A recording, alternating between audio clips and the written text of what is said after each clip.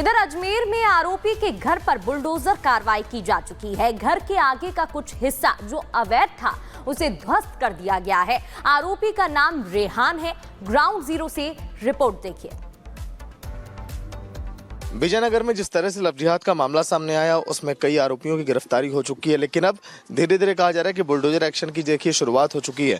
अगर बात करें तो आज के दिन नगर पालिका की तरफ से अवैध निर्माण बताकर ये देखिए कार्रवाई यहाँ पर थोड़ी सी शुरू की गई है। अब आगे क्या कुछ और एक्शन लिया जाएगा देखिए तो भविष्य की बात है, लेकिन अब तमाम लोगों के पीछे चर्चाएं हो रही है कि आखिर जो अतिक्रमण किया जा रहा है इस अतिक्रमण की रूपरेखा आगे कैसे तय की जाएगी, क्योंकि आज दो आरोपियों के घर लगभग इसी तरह से एक्शन ये लिया गया है। अब देखना अहम होगा कि आगे अब क्या कुछ इसमें बड़ा रुख अब अपनाया जाता है प्रशासन की तरफ से।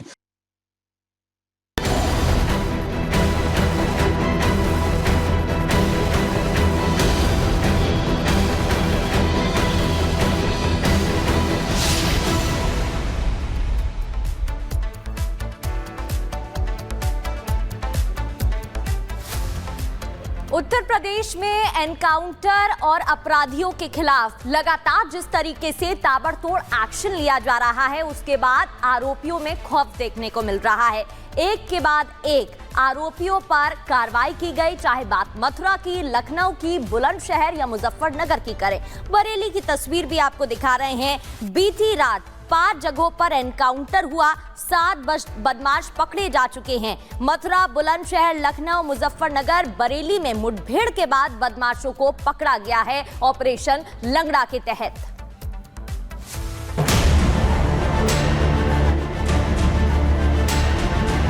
पहले अपराधी किसी भी व्यापारी का अपहरण कर लेता था, आज वही अपराधी गले में तख्ती लटका करके चलता है कि साहब जान बकस दो, अब सब्जी बेचूंगा। पहले इन तस्वीरों को देखिए। ये तस्वीरें बता रही हैं कि यूपी में जिसने लॉ एंड ऑर्डर की सीमा रेखा को पार करने की कोशिश की उसका यही हश्र हुआ है। यूपी पुलिस उसे अपने पैरों पर चलने के लायक भी नहीं छोड़ती और एक बार फिर कई जिलों में यूपी पुलिस का कहर इन बदमाशों पर टूटा है।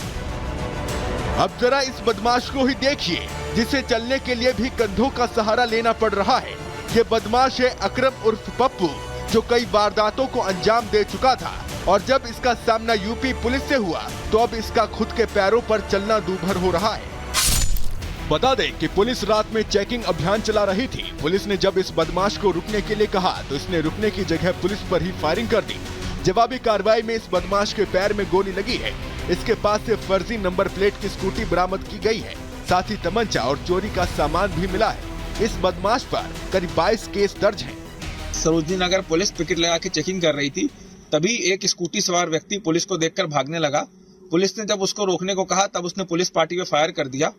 आत्मरक्षार्थ हेतु पुलिस पार्टी ने उस पर फायर करा है एवं उसके पैर में गोली लग गई है। इसके ऊपर लगभग 2 दर्जन से ज्यादा चोरी के, आर्म्स एक्ट के और गैंगस्टर के मुकदमे हैं। कल तक लूट जैसे जघन्य अपराधों को अंजाम देने वाला ये बदमाश अब अस्पताल की बेड पर लेटा है। इसने भी चेकिंग के दौरान पुलिस से बचने के लिए पुलिस कर्मियों पर ही गोलियां दाग दी थी, जिसके बाद जवाबी कार्रवाई में ये बदमाश घायल हो गया। आरोप है कि ये शातिर बदमाश 15 फरवरी को हुई लूट की वारदात में शामिल था। पुलिस ने लूट में इस्तेमाल पिस्टल बरामद की है, साथ ही लूटे गए 2 लाख रुपए इस बदमाश के पास से मिले हैं। थाना पहासू पुलिस टीम द्वारा नगलापुर सारंग पर संदिग्ध व्यक्ति वाहन चेकिंग की जा रही थी, तभी एक बिना नंबर प्लेट की बाइक वहां से गुजर रही थी। उसे रोकने का प्रयास किया गया, ना रुकते हुए उसने पुलिस टीम पर फायर किया। जवाबी फायरिंग में उसके दाहिने पैर पर गोली लगी है।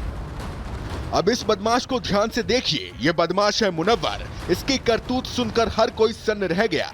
आरोप है कि इसने घर में घुसकर 2 नाबालिग सगी बहनों के साथ दरिंदगी की और इस घटना को उस वक्त अंजाम दिया जब बच्चियां घर में अकेली थी। पुलिस जब इसे पकड़ने गई तो इसने पुलिस पर ही फायरिंग कर दी। जवाब में पुलिस ने भी फायरिंग की, जिसमें इसके पैर में गोली लगी, जिसके बाद इसे इलाज के लिए अस्पताल भेजा गया है। इसके पास से पुलिस ने तमंचा कारतूस बरामद किया है। मुजफ्फरनगर में भी पुलिस और बदमाशों के बीच मुठभेड़ हुई, जब चेकिंग के दौरान बदमाशों ने पुलिस कर्मियों पर फायरिंग कर दी, जिसमें एक बदमाश पैर में गोली लगने से घायल हो गया और उसका दूसरा साथी भागने में कामयाब रहा, लेकिन बाद में पुलिस ने कॉम्बिंग के दौरान उसे भी धर दबोचा।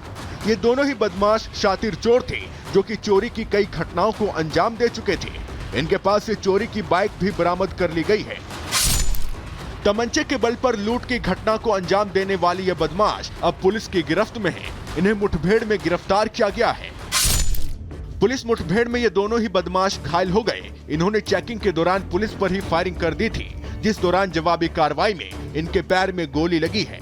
इनके पास से 45,000 रुपए, तमंचा, कारतूस बरामद किया गया है। यूपी पुलिस का अपराधियों, बदमाशों और गैंगस्टर्स के खिलाफ एक्शन दिन पर दिन तेज होता जा रहा है।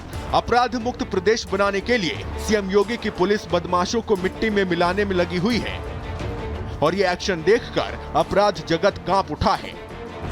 Bureau report, Republic Bharat. और एक बार फिर हरिद्वार जाने वाले रास्ते पर दुकान लगाने वाले दुकानदार सुर्खियों में हैं। दरअसल बहुत सारे दुकानदार हैं जिन्होंने अब अपनी दुकान पर भगवा झंडा और तिरंगा लगा लिया है, लेकिन सवाल है कि इन दुकानदारों ने आखिर ऐसा क्यों किया है और इस पर नया बवाल जो मचा है उसका असर कैसे देखने को मिल रहा है। एक्सक्लूसिव रिपोर्ट देखिए। सर, ये तो इंसान की मानसिकता है। कभी कोई जो है कुछ भी कहते हैं, बाकी इन चीज़ों से कोई फर्क नहीं पड़ता है। सर, ये बांटने की भावना की उससे देखिए बांटा जा रहा है सर, तो ये बात मैं जस्टिफाई नहीं करता हूँ सर। महाशिवरात्रि से पहले यूपी के मुजफ्फरनगर में एक बार फिर से हलचल है। हलचल इस बात से क्योंकि कुछ दुकानदारों ने अपनी दुकान के बाहर भगवा झंडा लगाया है। किसी झंडे पर जय श्री राम है तो किसी पर जय जय हनुमान है और किसी पर तो हर हर महादेव लिखा है। गन्ने का जूस निकालने वाले दुकानदारों से लेकर फल बेचने वाले दुकानदार तक झंडा लगाए हुए हैं। ये पश्चिमी यूपी की तस्वीरें हैं जहां एक लाइन से दुकानदारों ने भगवा झंडा और तिरंगा लगा लिया है और ये भगवा झंडे ही अब इन दुकानदारों की नेम प्लेट बन गए हैं। ये इसलिए लगाई भैया ताकि परदेसी जो आदमी आते हैं बाहर से तो वे अपने उसको देख के बहुत खुशी से रुकते हैं झंडा। ऐसे नहीं है भैया के दूसरे की ठेली है, दूसरी बिरादरी का है, लेकिन इस झंडे को देख के बहुत अच्छे से रुकते हैं हमारे पास और खा के जाते हैं खुश हो गए। ये जो आप लोग भगवा झंडे से सजी दुकानें देख रहे हैं, ये दुकानें उत्तराखंड की सीमा के पास मुजफ्फरनगर में कांवड़ यात्रा मार्ग पर स्थित है। इस बार महाशिवरात्रि से पहले इन दुकानदारों ने भगवा झंडा लगाकर अपनी पहचान बताई है ताकि महाशिवरात्रि का व्रत रखने वाले और मंदिर में प्रसाद चढ़ाने वाले लोग बेझिझक होकर इनसे खरीदारी कर सकें। ये फर्क पड़ता है। जो मैंने पिछले साल कावड़ों में दुकान लगाई थी, फ्रूट चाट ही थी मेरे पास, बहुत ज्यादा पड़ता है जी। बहुत बढ़िया मजदूरी निकलती है, ऑटोमेटिक रुकते हैं देख के झंडे को।